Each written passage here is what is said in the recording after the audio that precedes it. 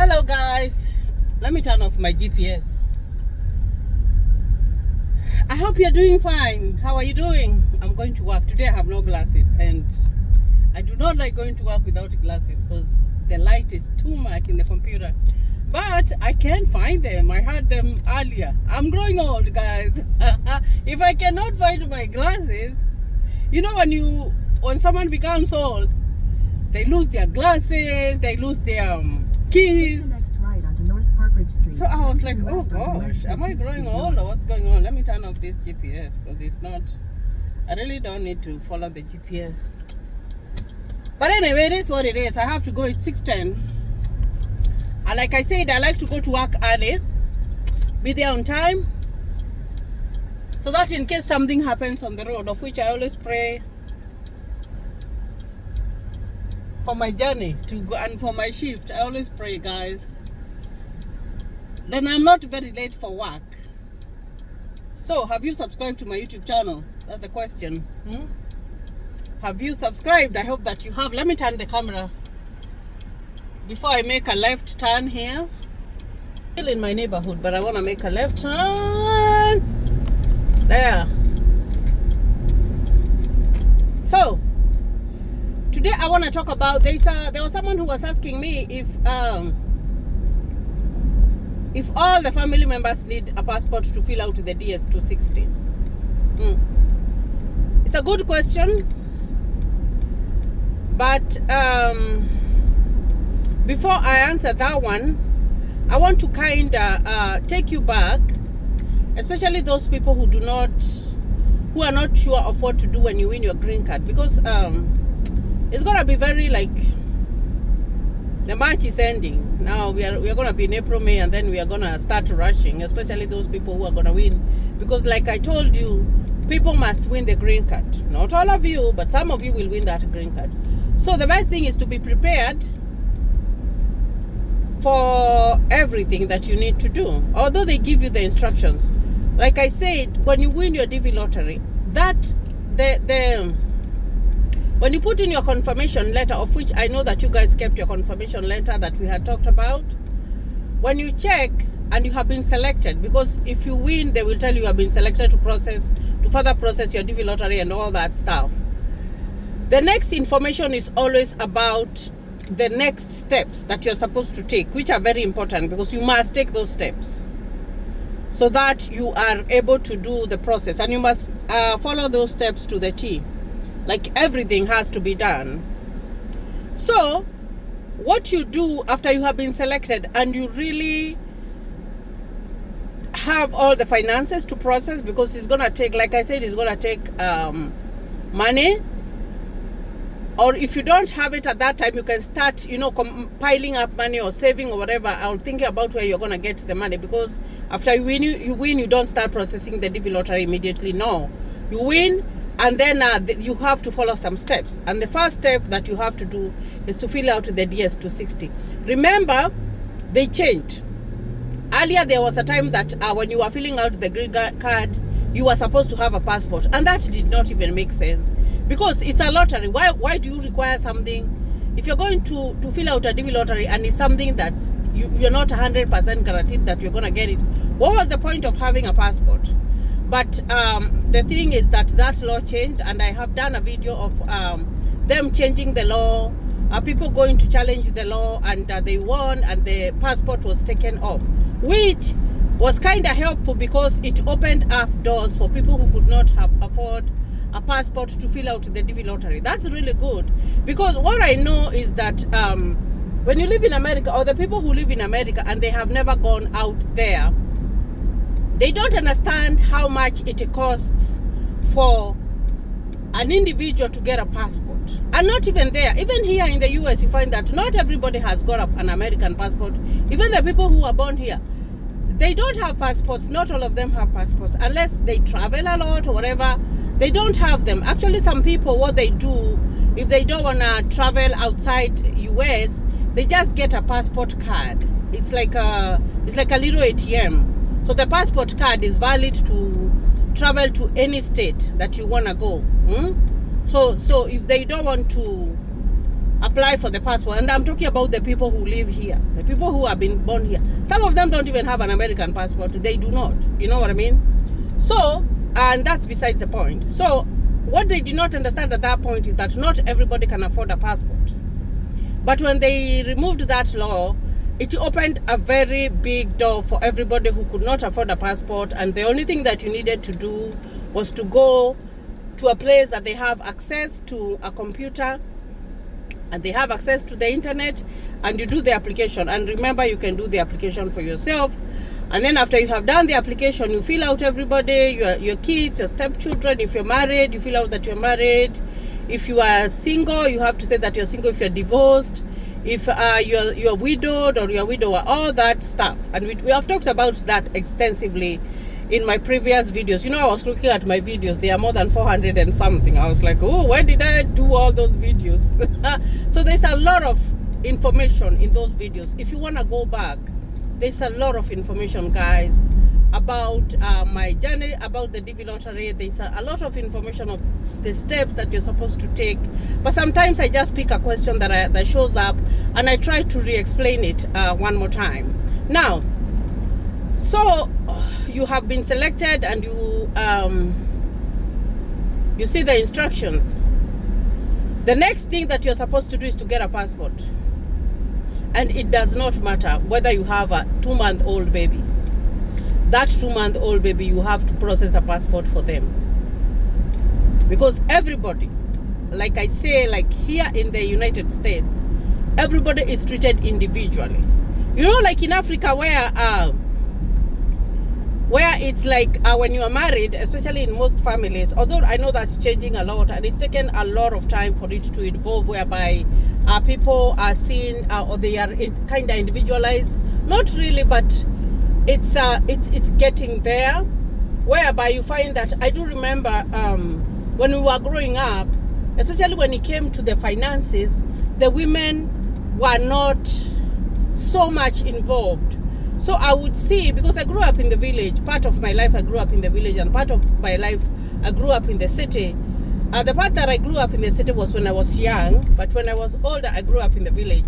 So I would see like a family, they have a tea plantation, they have cows that they sell milk, and they have everything. But the thing was that all the finances were in the man's bank account, which was very unfair, because you would find that because my mom used to work in a tea factory. She was a clerk. She used to receive the tea from the farmers and then process it, and then the tea would go to the factory. That's what she did. So sometimes my mom would give us stories whereby at the end of the year there was a bonus. Like every year these men would get bonuses, and some of them would get millions of shillings. It did not matter, but whatever money that you got, even if you were getting like 100,000 Kenya shillings at that time, that was a lot of money. And then my mom would give us stories whereby these men would run away from home. They would go and find other women. They would squander all the money, and then they would come back when the money was gone, maybe 1 month or 2 months later. And then the process would start again. And that was very, very unfair. Like, that is something that is very unfair. Like, whereby the woman and the kids, they are in the tea plantation very early in the morning. They have to pick up the tea. They have to milk the cows. They have to feed the cows. And then at the end of the day, all that money goes to one person. Like, that one, I never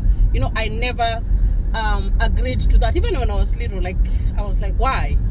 Why is only one person centered to, like, everything is all about them, that they can squander all the money and shamelessly come back home and wait for another? You know, I think even the women were naive. And at that point, I think the divorces were not very high. Those women were not running away. You know, they were being exploited, but I don't know if they didn't understand whether they were exploited or not or whatever.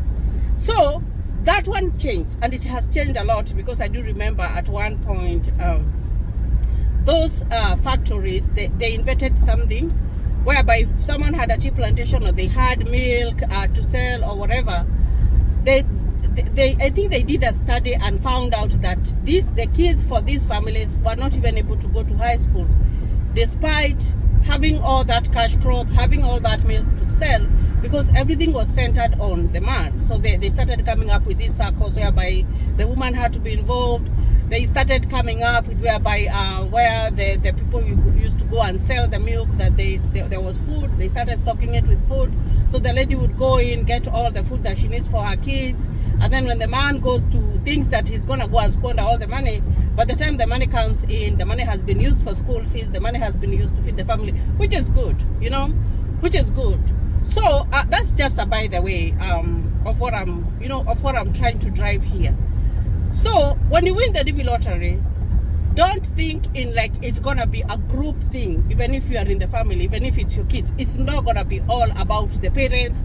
It's not gonna be all about the man. No, it's gonna be about an individual, and that's why I've given that example. So even if you just had a baby today, maybe you have a baby on May 3rd, and then May 4th, you go and check and you find that you have been selected for the DV lottery. You must process a passport for that child. So everybody must have a passport. So the best thing is to start early. You start early and you process them at the same time. I do remember when we won ours, we processed all our passports at the same time. It was the 4 of us, me, Francis, and our 2 children. By that time we had 2 kids. We processed everything, and at that time we were kind of blind. Like there not so many people talked about the DV lottery, so it was hard to understand like what they really wanted. Because if you come to the US, guys, before you get to the groove of like knowing things, knowing where to go, knowing what to do, even if you went to school, it takes time to get accustomed to the way of life here, and you are here in the ground. So you can imagine you have to follow instructions on a piece of paper. Sometimes you're even not sure if you're doing the right thing or not. You know what I mean? So that's why I thank God that people, they talk about their experiences, about how they process the DV lottery, about life here in the US, so that you can find that it's okay even to have those challenges, you know. Even a little bit of a challenge, like when you come in here, it's hard for you to go to a drive-through and order food, because the food that they're having is very different from what we are used to, you know. And sometimes I look at it and I'm like, you can see it. There's sometimes that you can see it, especially when you become a professional and you're going to work and everything. Sometimes you can see that the people that you find here, especially the people that you are working with, they have the tendency of thinking like you do not know what you're doing. I've seen that a lot. Like it's like they can overlook you. In other words, they can overlook what you're doing and think that, especially if you're very new maybe in a job, or you're very new in a place, sometimes they think that you don't know. But you find that the African way is that even if we know, we don't, we kind of sometimes try to step back. Because you find that these people will be like, oh, maybe they don't know nothing or whatever. We do know a lot of stuff. Like, and some of it we have known through experience and all that. So sometimes it can be a challenge. So when someone talks about the DV lottery, the process, it's good. Watch those videos, learn. Because you're learning, you know. You're not gonna be like in the darkness like when we were applying for a DV lottery, because it was challenging. You know, I do remember one time when you were supposed to go and pay the money for the green card, because when you get your visa, you're supposed to pay for your green card when you're in your country, and then when you come here, the green card is gonna be sent to your house or wherever that you're living. I do remember there was this guy who was telling us that he would pay the money for us, and then we would send him the money. But we never trusted that guy. And it's not that we didn't have bank accounts. We did have bank accounts, but the thing that we did not have, or we did not know, is that we could walk into a bank and go and get an ATM, because we didn't understand that most of the things here in the US, they use the card to pay. Right now it's changed. It's evolved, guys, because I know that people are using their debit cards and credit cards to buy stuff. Right now in Kenya, I know, and other countries, I know they're doing that. But at that point, the the debit cards and the credit cards were not we didn't know so much about them, because you would go to a bank, you would get a card, and then it would be like an ATM, just an ATM card, but we did not know, like it wouldn't like buy internationally, because I do remember we had to go to the bank for us to be able to pay that money, because we never paid that guy. We never trusted him at all. We didn't trust that guy. So we had to go to our bank, and then they made the payment for us, and that was good. So look for a passport. Start looking for passports for everybody, and it's important, especially if you are planning to go anywhere. Even if it's not in the US, you must know where your birth certificate is, because without a birth certificate, you are not gonna get a passport, regardless of which country that you come from. Without a birth certificate, you are not gonna get a passport, because the birth certificate shows, or it is a document that certifies that you are a citizen of that country, regardless of, even if you come from which country, you must have a birth certificate for you to be able to get a passport. An ID is a little bit different, but for the passport, they ask you for your birth certificate. They ask you for the ID of your both parents. If you have both parents, they ask for that, because I do remember when we were going for mine, I had to go home, ask for my mom for my ID, and then I had to find my dad. That was a hard story for another day. And then I got the photocopy of his ID, and then we were able to process my passport. Even for my husband, he had to call, and they had to send him a copy of his mother's what do we call it, ID.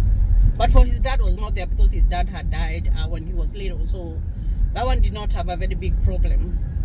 So make sure that you have all this information.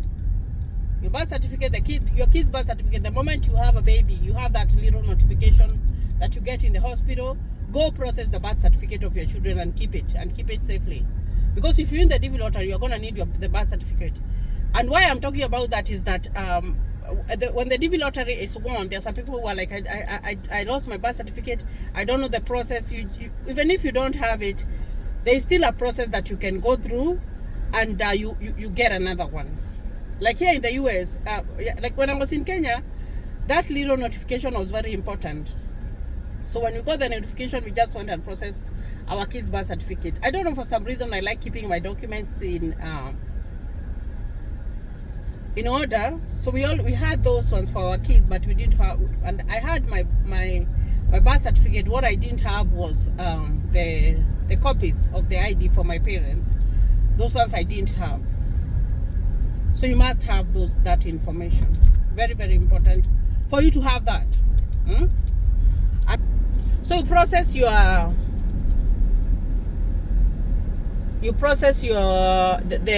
passports for them, and then now after you process the passports and you have them, you have the passport number, then you can fill out your DS-260. Although you can start filling out your DS-260, and you are in the process of picking up the passports or acquiring the passports. Then at that point, you can go out, fill out all the information that you need, and then when your passports are ready, you can unlock your DS-260 and add new information. You are allowed to do that. They allow you to unlock that document, and then you can add the information that you did not have. If it's passport information or all that, you can add it to, you can unlock and add it there. So if you're in the process of applying the passport, you can still go on with doing the DS, because it's a very long document and it asks so many questions about every individual in the family. Like so many questions that you have to answer, and it might take a long time. So you can be filling it out, but as soon as you get the passport, then you can unlock it and put the information there. Then from there, when you're processing, just start thinking of every individual in your family as by themselves, because the medical, the amount that is paid is not paid in a group, it is paid individually, every individual. When you go to get the visa, the amount that you pay for the visa is every individual. You know, I do remember when we went to pay for ours, we were 4 people. We paid 120,000 Kenya shillings. At that point, I can't remember how much the dollar was costing at that point, but it was 120,000. But right now, the shilling has been, oh gosh, it's just so bad. Goodness, like a dollar is like 150. I haven't checked of late, but I think it's in that range. So you find that when you're going to pay, it's gonna sound like a fortune, of which it is a fortune, because if you haven't lived in the US, then you don't know how to compare a dollar and another money. So of course it's gonna be a lot. It's gonna be a lot of money, you know. But it can be done.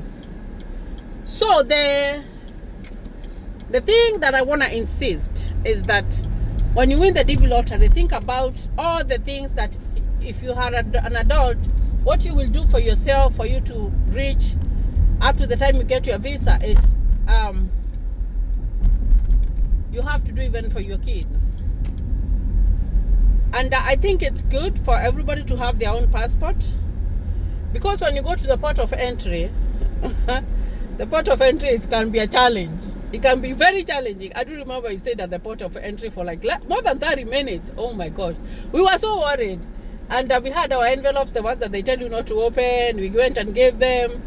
We gave them our passports. I'm telling you, we sat there and waited. We waited. But then finally they let us in. You know, they let us in. And you find that when you go there as an adult, when you go for your visa interview, they're going to check your fingerprints. I think in the early days before that, when there was a bomb, and there was a bomb in New York, before that, it wasn't very strict. It wasn't that bad, because I know people used to come to the US and there wasn't much going on. I don't know if they were being fingerprinted at that time. I'm not sure. I don't like giving information that I am not sure about, but nowadays, oh gosh, it's so strict. So we had our fingerprints taken there, and then when at the port of entry, they still took our fingerprints, and then so we got our green cards, and then when we went to apply for citizenship, they still checked our fingerprints, because when you go to apply for your citizenship, there is an appointment that you're gonna go before everything is done. Before even they give you the little booklet to study about American history, they are gonna fingerprint you so that they know for sure if you're that person. They don't fingerprint kids, babies. They don't fingerprint them. Even when the kids are 14 years old, they don't fingerprint them, because we just got a Christian citizenship just the other day, and they did not fingerprint her because she's a minor. So, but it is important for the parents, both parents, to be present for those for that process to go through. Even when your child is going to get a passport, a US passport, you have to go in person. And then if the child is a minor, both parents have to be there, because I do remember Francis went, and then they had to book another appointment, because I wasn't there. I was at work. So, oh gosh, someone hit that, whatever. Oh, someone must have been in a hurry. So, guys, I hope you get, when you win the DV lottery, it doesn't matter. Everybody needs a passport. So I hope I have answered that question. I know I've talked about so many things. I talk about so many things that I'm doing when I'm doing a video, and I hope that you guys learn from them. So I hope that helps. Just know that you have to process, or you have to get a passport for everyone, and you have to save the exact amount for everyone, so that you can be able to have a smooth journey when you apply for your DV lottery. So guys, I wish you all the best.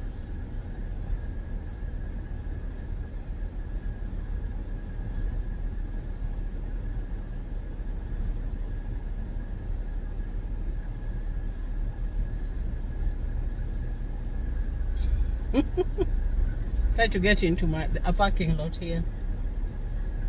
I wish you all the best in what you're doing.